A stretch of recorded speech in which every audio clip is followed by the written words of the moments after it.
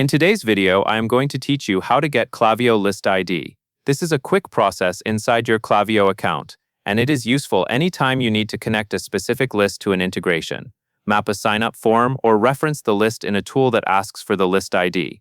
The list ID in Klaviyo is a short 6-character code that uniquely identifies your list, so it is important to copy it exactly as it appears. To begin, log into your Klaviyo dashboard and look at the main navigation. You are going to start by opening the Audience area. Click Audience and then choose Lists and Segments. This section is where Klaviyo keeps all of your saved audiences, including both lists, which are generally managed collections of subscribers, and segments, which are dynamic groups based on conditions. Make sure you are working with a list, since the list ID you need is tied to that specific list.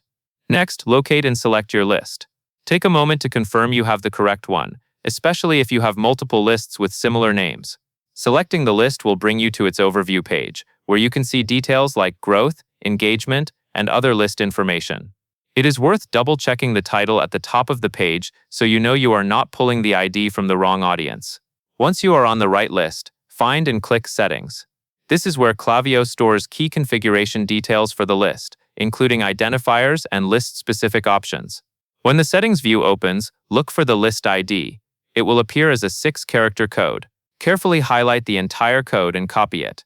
If you are pasting it into another platform, paste it into a plain text field first to ensure no extra spaces are added. Also be careful not to confuse similar-looking characters, and always copy directly rather than retyping.